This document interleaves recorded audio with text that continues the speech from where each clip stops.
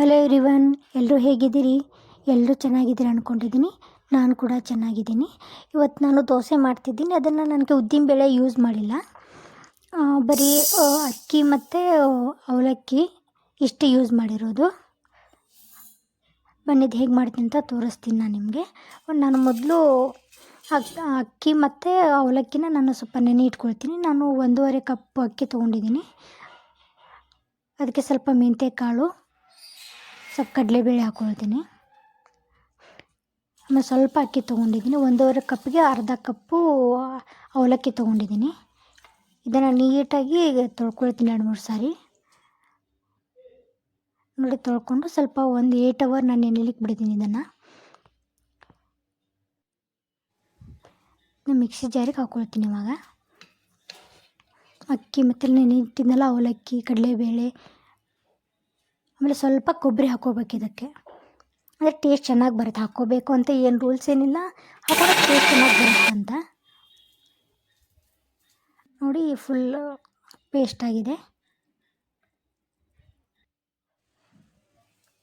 ಇದನ್ನು ಒಂದು 8 ಅವರ್ಸ್ ನಾನು ನೆನೆ ಇಟ್ಟಿದ್ದೆ ರಾತ್ರಿ.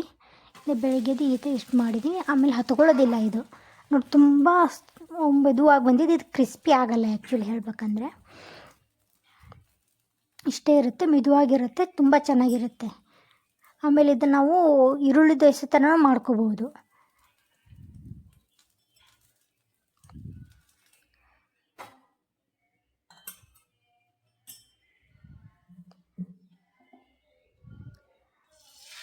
ಆಮೇಲೆ ನಾವು ಇದಕ್ಕೆ ಚಟ್ನಿ ಬೇಕು ಅಂತ ಹಿಂಗೇನೂ ಇರಲ್ಲ. ಅಂದರೆ ನಾವು ಇದಕ್ಕೆ ಕೊಬ್ಬರಿ ಹಾಕಿರ್ತೀವಲ್ಲ, ಹಾಗೇನೂ ತಿನ್ಬೋದು. ಸ್ವಲ್ಪ ತುಪ್ಪ ಹಚ್ಕೊಂಡು ಸ್ವಲ್ಪ ಚಟ್ನಿ ಪುಡಿ ಉದುರಿಸ್ಕೊಂಡು ತಿನ್ಬೋದು. ಇದನ್ನು ಸ್ವಲ್ಪ ಲಿಡ್ನು ಕ್ಲೋಸ್ ಮಾಡ್ಕೊಳ್ತೀನಿ.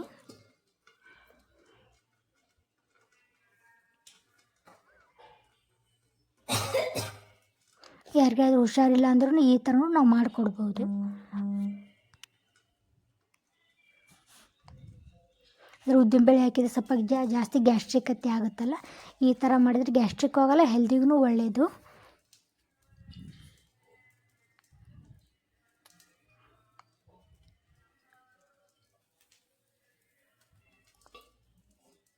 ಸ್ವಲ್ಪ ಸಣ್ಣ ಇಟ್ಟು ಬೇಯಿಸ್ತಿದ್ದೀನಿ ಇದನ್ನು.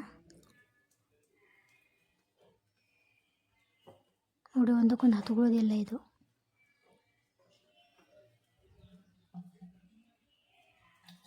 ನೀಟಾಗಿ ಮೆದುವಾಗಿ ಬರ್ತಿದೆ. ಇದು ದೋಸೆ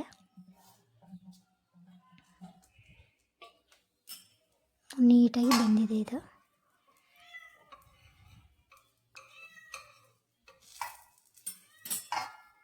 ಅಂದರೆ ಸ್ವಲ್ಪ ಉರಿ ಕಮ್ಮಿ ಇಟ್ಟಿದ್ನಲ್ಲ, ಸ್ವಲ್ಪ ಜಾಸ್ತಿ ಇಟ್ಟು ಬೇಯಿಸ್ಕೊಳ್ತೀನಿ. ಇದನ್ನು ಸ್ವಲ್ಪ ಎಣ್ಣೆ ಹಚ್ಕೊಳ್ತೀನಿ. ಸ್ವಲ್ಪ ಸರಿಯಾಗಿ ಬಂದರೆ ನೀಟಾಗಿ ಬಂದ್ಬಿಡುತ್ತೆ. ನೋಡಿ, ಇವಾಗ ಎಷ್ಟು ನೀಟಾಗಿ ಬರ್ತಿದೆ. ಇದು 2 ಸೈಡು ಬೇಯಿಸ್ಕೋಬೇಕು. ಇದನ್ನ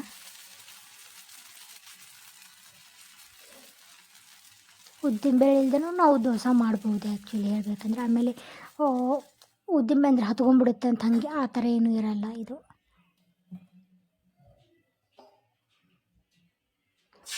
ಒಂದು ಅವಲಕ್ಕಿ ಸ್ವಲ್ಪ ಕಡಿಮೆ ಹಾಕಬೇಕು. ನಾವೊಂದು 2 ಕಪ್ಪು ಹಿಂಗೆ ತೊಗೊಂಡು ಒಂದು ಅರ್ಧ ಕಪ್ಪು ಅವಲಕ್ಕಿ ಇರಬೇಕು.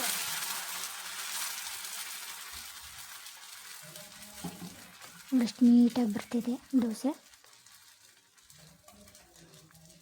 ಉರಿ ಸ್ವಲ್ಪ ಜೋರು ಇಟ್ಟಿದ್ದಲ್ಲ, ಇದು ನೀಟಾಗಿ ಬರ್ತಾಯಿದೆ.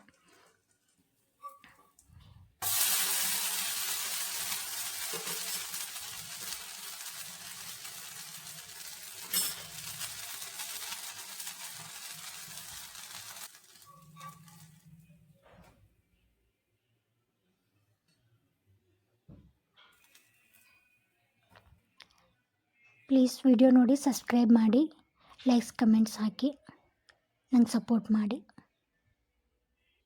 ಬೆಲ್ ಬಟನ್ ಒತ್ತಿ, ಅಂದರೆ ನನಗೆ ಫಸ್ಟ್ ವಿಡಿಯೋ ಅಪ್ಲೋಡ್ ಮಾಡಿದರೆ ಫಸ್ಟ್ ನಿಮಗೇನೆ ಬರುತ್ತೆ. Thank you so much.